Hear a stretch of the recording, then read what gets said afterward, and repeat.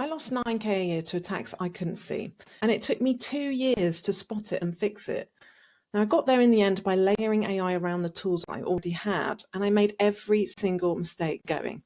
In this video, I'll show you the 9K tax I missed and the 11 other lessons I wish I'd known before I started. So, lesson 1, the copy and paste tax. Last year, I tracked my time for an entire week. Every minute, every task. The number that horrified me most wasn't work itself, it was the gaps between the work, and there were a lot. Now, I was spending 15 minutes a day just moving information between tools like email to ChatGPT, ChatGPT to Notion, Notion to LinkedIn, and round and round and round. And when you take my hourly rate and multiply it by 15 minutes a day, 5 days a week, 50 weeks a year, that's more than 9K a year coming straight out of my profit, and I never saw a penny of it leave. Now, over 5 years, if I'd left it alone, that's like nearly £50,000. That's a car. That's a house deposit. A year of school fees. I didn't see it because it was hidden inside tiny little chunks, like 2 minutes here, 3 minutes there. And nobody invoices you for 2 minutes. The day I saw the number was the day I started building my own AI operating system, which I call Founder OS. Lesson 2, you're sitting on data worth more than you think. Earlier this year, I went to an industry exhibition. It was 5 hours and it had an exhibitor list as long as my arm, full of potential clients. Now, I wandered around, I had 2 conversations, neither of them went anywhere. And I came home completely knackered, deflated, with no follow-ups. Now, on the train back, it hit me. I'd had AI on my laptop the whole time. I could have run the entire exhibitor list through my system the night before, found 5 companies that fit my profile, written a tailored opener for each one, and walked in with a plan. I'd have left with 5 qualified leads instead of 2 random ones. Now, the data was always there. I just wasn't asking it the right questions. So that's what I do now before any event. The lesson came too late for that one, but it has saved me every event since. Lesson 3, stop hiring and just build. Like when I had my first child, I had a small business and a virtual assistant. They were £25 an hour, 10 hours a month roughly, about £250 a month. And they were good. They worked off a Trello board. I dumped tasks on the left and they would take them off one by one. And this time round, when I started Quantum Lane, I just caught myself about to do the same thing. I was like getting really busy, book a VA, write brief, set at the board. But I stopped, right? I realized I could just build an AI agent that did the same job. No hourly rate, no onboarding, no managing, and available 24/7. And that thing that nearly tripped me up wasn't the hire itself, it was just the assumption. I was busier, so my brain went straight to, I need to hire someone. But that's just what I'd done last time. And we all fall into that trap. So if you catch yourself reaching for the phrase, or I need to hire, pause and just ask whether the thing you're about to delegate could just be built instead. Lesson 4 is to build the software you need, subscription. A few months ago, I was about to pay £17 a month for a YouTube stats analyzer. Now, that's not a lot of money, right? £17 a month, except if you pay that a month for life, that's £200 a year and £2,000 over a decade for a tool that has one specific job that nobody but me cares about. So I stopped and asked myself a different question. Could I just build this myself?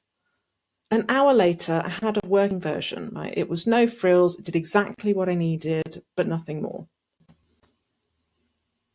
The thing about subscriptions is they multiply, and you wake up paying £600 a month for software that mostly serves people who aren't you. So build it for yourself when you can. Buy when you can't. It's much more possible than people realise. Lesson 5 was the first automation that actually clicked. Now, the first thing I built that made me go, oh, this is real, was a daily brief. Every morning at 7, an automation runs and pulls together everything in my industry. So news, what my competitors are doing, what's affecting my clients, and it lands in my inbox before I've even finished my matcha. Now, I used to spend the first hour of my day doing that by hand, refreshing LinkedIn, skimming newsletters, trying to feel on top of things. And now I read one document and I'm done. That's at least an hour every day, every working day. Run the maths on your own hourly rate. The number's bigger than you think. The bigger thing wasn't the time though.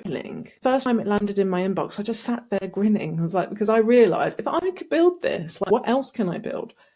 That's the moment to chase.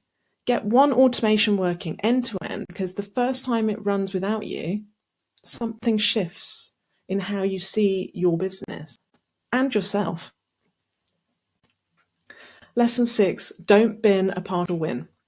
So one of my early projects was a headline optimizer. I write newsletters and YouTube titles, and I just wanted AI to test, score, and improve them, like, fully automated. And I built it, and it worked beautifully, except for the last 5%. There was just one step that I just couldn't crack, and I tried several times. I almost binned the whole thing and went into, well, it doesn't fully work, so what's the point mode. But then I sat down and I did the maths on it. The thing that used to take me 6 hours, and even with the bit it could do, it now took me just 20 minutes. 6 hours to 20 minutes isn't a failure. That is a serious triumph. So I went on to build a whole suite of agents around the same logic: newsletter research, headline scoring, draft optimization. Everyone is almost fully automated, and together they save me a working week every single month. And if you're holding out for 100%, you'll never finish anything. So take the 95% and move on. And if you're sitting there going, but my whole stack is broken, that's the next lesson. Lesson 7, connect your existing tools, don't replace them. So every business owner I talk to has the same problem. There are too many tools: ChatGPT, Notion, Calendly, Stripe, a lot. When you feel overwhelmed, the natural instinct is just rip it all out and buy the one tool that promises to do everything. And I have also made that mistake more than once. The tools you already have are mostly fine, and you're using them properly. Now, what's eating into your day isn't the tools, it's the fact that you're the glue between them. And what I built for Quantum Lane wasn't another tool, it was a layer that sits underneath the ones that I already use. So it connects them, it moves the data, it lets them talk to each other. There's nothing about how you work has to change. The layer just stops you being the glue. That distinction was the key unlock for my entire business and several other businesses that I've helped since. Now, lesson 8, the profit hides in the back office. When people get excited about AI in business, they always want to point it at the front of the house. I get it. The chatbot on the website, the AI sales assistant, the customer-facing automation that looks really impressive on LinkedIn, those are fine. But that isn't where the money is. The money is in the back office, the admin, the reconciliation, the reporting, the unsexy stuff nobody wants to do, nobody sees, and that eats hours every single week. Lean trained me to look here for 20 years. Like, the waste is always hidden in the boring work, always. And I still got distracted by the shiny stuff at the front, twice. So if you want to find profit, follow the boredom. The task you avoid the most is probably the one with the biggest payoff when you automate it. Those are the 8 that cost me the most. The next 4 are the lessons I should have learned first, but I didn't. So let's save you that one. Layering AI on a bad process just gets you a faster bad process. This is the one I should have learned first, because I taught this to clients for 20 years. If your process is broken, AI doesn't fix it. AI just makes the broken process happen faster. And a faster broken process is worse than a slow broken process, because now you've encoded the bad version and it's running on autopilot, generating bad outputs at scale. The same with data. So messy spreadsheets in, messy automation out. Sort the foundations out before you build AI in.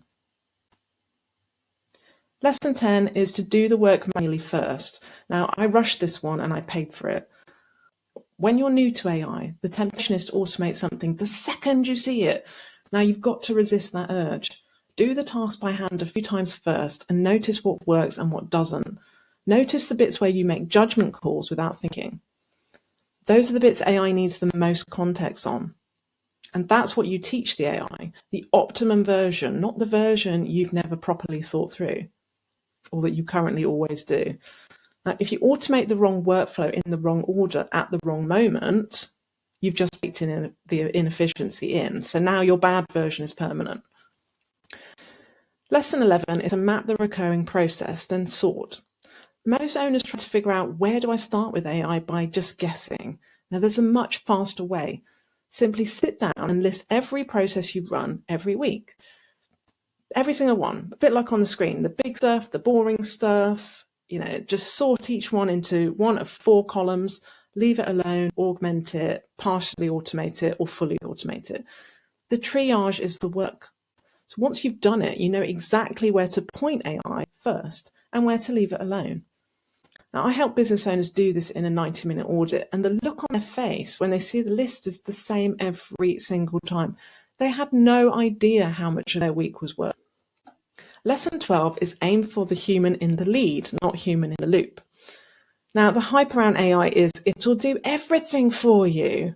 The reality is more interesting and much more useful. So imagine a scale where 0 means every task is manual and 100% means AI does the whole thing with no human anywhere. The sweet spot for most owners is that most of the way along that scale, but not all of it. Now, AI does the heavy lift and you stay in the lead, making the calls that matter. Most people say human in the loop. I prefer personally human in the lead, because you're not just checking the AI's work, you're directing it. Now, a fully AI first business is a completely different conversation with a very different structure. Worth knowing that that is a choice, not an inevitability. So there you go. That's 12 lessons. Some I learned the cheap way, but most cost me money or hours or both. If you take one thing from this video, please take this. The stack you already have is fine. The bottleneck is you being the glue. AI isn't another tool, it's a layer underneath the tools that you already use, doing the work that's burning your time and your profit week after week without you noticing. If you want me to walk you through the same diagnostic I use with paying clients to find their hidden profit, click the link below to get a copy of my 12-minute tool stack audit. And tell me in the comments, which lesson has hit you the hardest? I want to know. Remember to like and subscribe, and I'll see you in the next one.